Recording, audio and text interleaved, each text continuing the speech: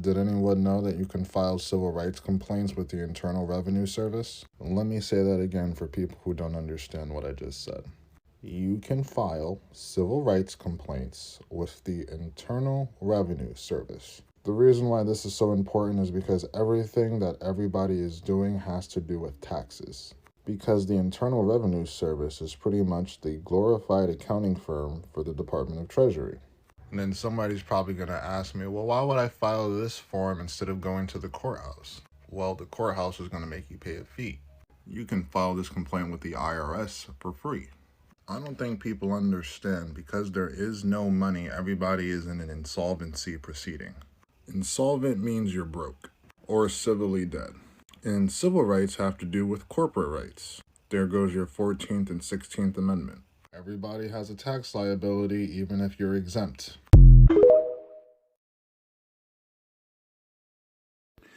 All right, this is part two. So don't take my word for it. Get your pen and paper, write down what I'm saying, Google it, and verify. Now pay attention. What they are required to have, this is one of the closest ones that I can find, but is still invalid, and I'm going to tell you why. Who is Vic Regalado? Is his name Vic Regalado? Is it Victor Regalado? Is there a middle name? It has to be your full person, okay? Because they are operating in what's called personam, all right? So your personam is your birth, bill of lading, the registration, all right? The same name on your social security number if that's what you are operating under, all right? Is it Vic? Is it Victor? Is it Victor Alejandro Regalado? I mean, what is it? It's not Vic Regalado, I can tell you that. So that's a false impersonation, and that is treason. All right. Now, he is the Tulsa County Sheriff. All right. Now, as an employee of what? Of what? The judicial courts, because you are operating under a corporate structure. And I've already shown that Duns and Bradstreet, the Judicial Courts of Oklahoma, guys, do a Duns and Bradstreet search on this. Judicial Courts of Oklahoma. If you do a Duns and Bradstreet, you'll find Tulsa County Sheriffs, and Tulsa County also has a Duns and Bradstreet as a corporation. Now, here's another thing. If you notice, the notary did not put their commission number on there. They did not put any of those numbers on there that they need to have properly. Where's the expiration date? All right. Now, the county court clerk, Don Newberry, I have on video record him admitting he does not have his Constitution oath of office. He actually has a false swearing pursuant to Section 2, and I will read that in Part 3 and describe how they are violating this. By dealing with anything of value. So Don Newberry, court clerk, stamping any kind of indenture or debt as the states and territories incur all debts. So Don Newberry, the county court clerk for Tulsa County, does not have his oath of office, making this null and void. All right. Michael Willis does not have his oath of office, making this null and void. And who is it? An affiant signature or the sheriff's signature? Which one is it? Is he a sheriff or an affiant? We have to comprehend and understand the Germanic Wiccan English language that is laid before us, people. There's no coincidence that they compel your entity by summons to their religious justitia courts.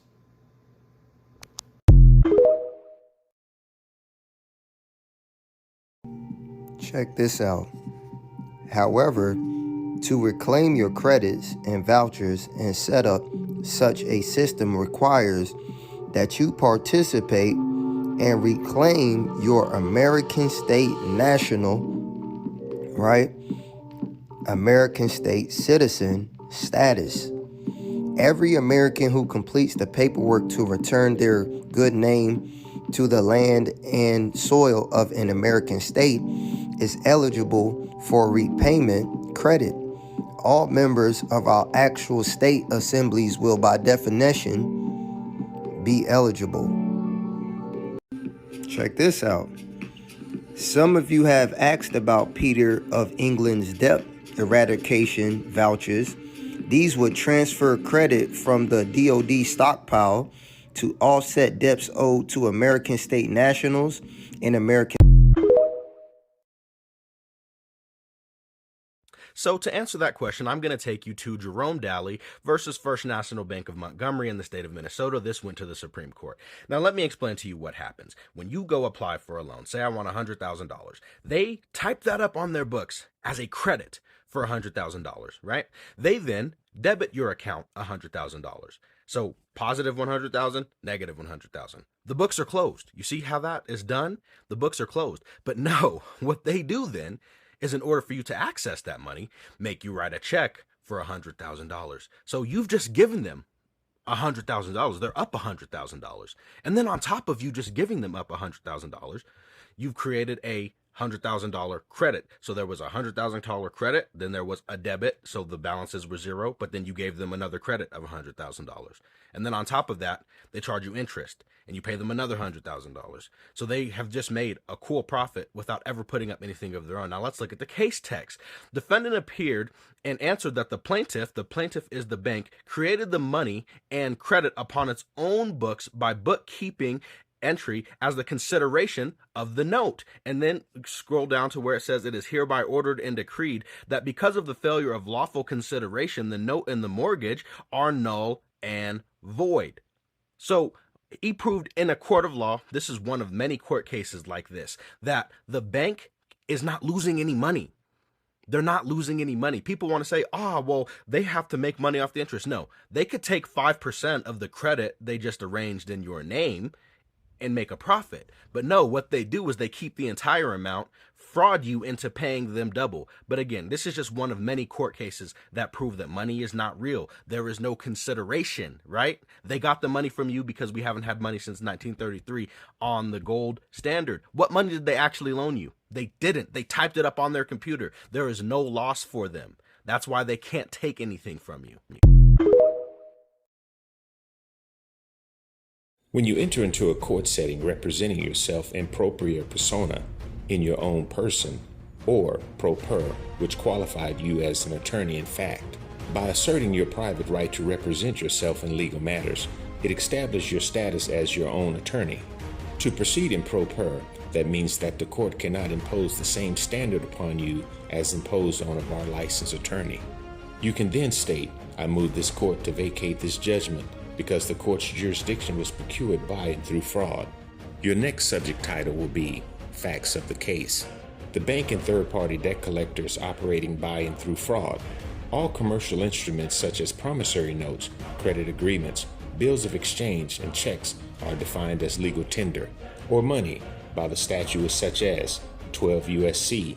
1813, 1 and 1, UCC 1-201, 24, Section 3-104, Section 8-102, 9, Section 9-102, 9, 11, 12, B, 49, and 64.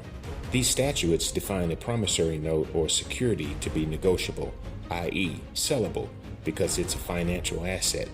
This is all necessary because contracts requiring lawful money is illegal, pursuant to Title 31 U.S.C. Section 5118 D. 2.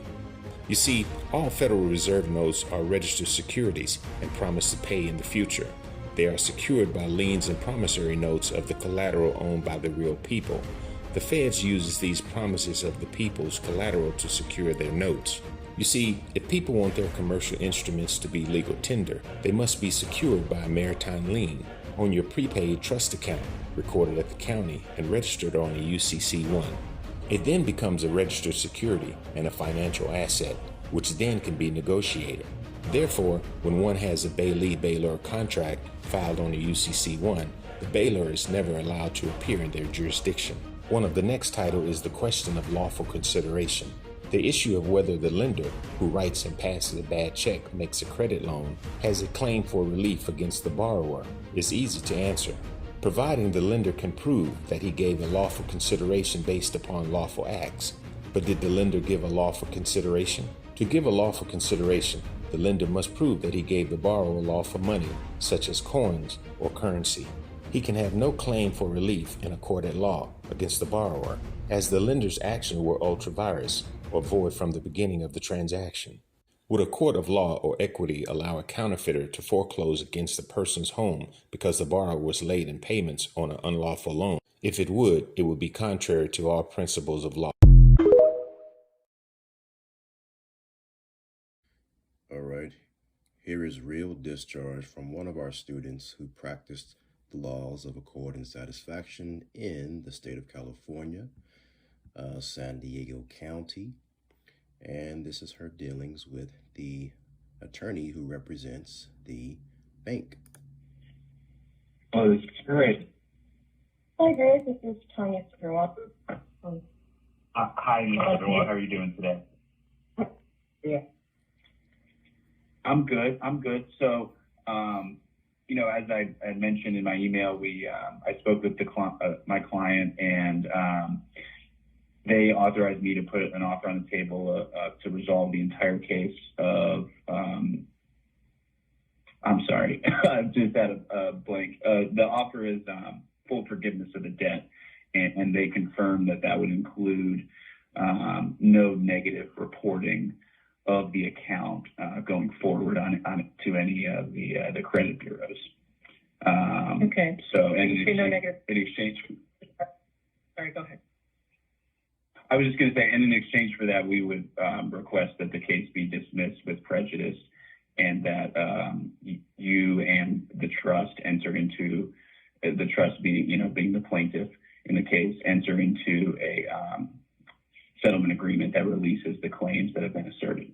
Just wanted to make that clear. You guys can do it too. Go to patreon.com/the0% and get the remedy that you deserve. Use your trust, the Foreign Express Trust, to obtain remedies such as this.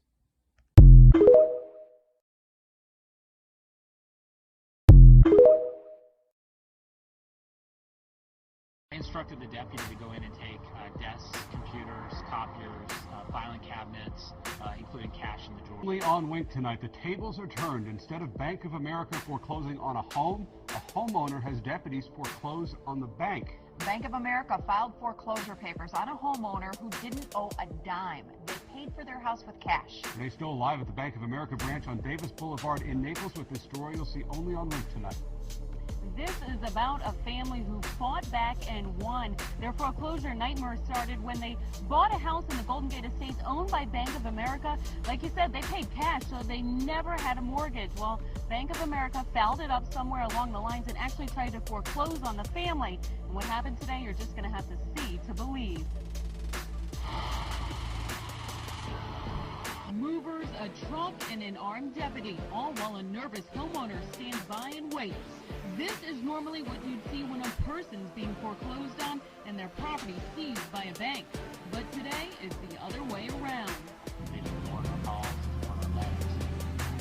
Legally, this is the next step in compliance compensation.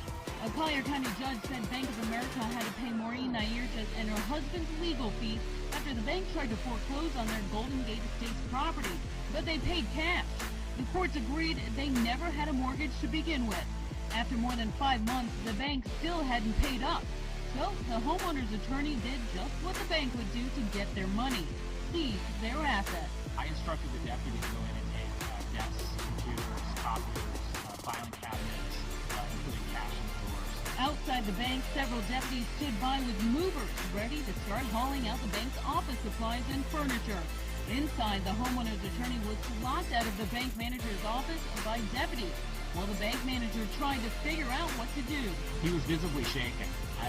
Having two sheriff's deputies sitting across your desk and a lawyer standing up behind them, demanding whatever assets are in the bank can be intimidating.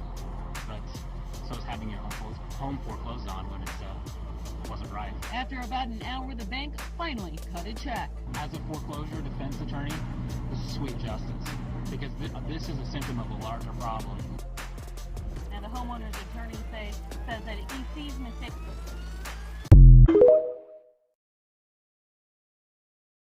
So when you was born, your parents entered into a contract with the government, aka the company. Now, this company was bankrupt, and you essentially went to go ahead and work for them part-time, and you didn't even know it.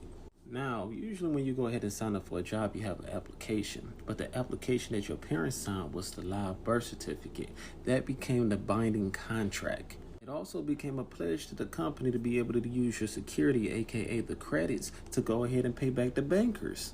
Now, some people want to know, how do you redeem and gain control of the birth certificate? You do it by filing a UCC-1 with the Secretary of State. Now, a lot of people don't know that you can use the birth certificate as collateral, but we're not there yet. Now, by filing an SS-5 application for the Social Security benefits, we have just entered into another contract that allows the company, aka the government, to go ahead and access our funds by way of the HJR resolution, and we don't even know about it. But yes, there is a cure. You can revoke and rescind that contract with the Social Security benefits by filling out a form SS-521. This is the form of withdrawal of Social Security benefits. By creating a bond and utilizing that bond with a UCC-1, the original one that you filled out, you can send that to the Secretary of Treasury so you can go ahead and access your prepaid account that was created for you in the very beginning. This will allow you to be able to go ahead and discharge any debts from this point forward. Please be aware this is an ongoing learning process.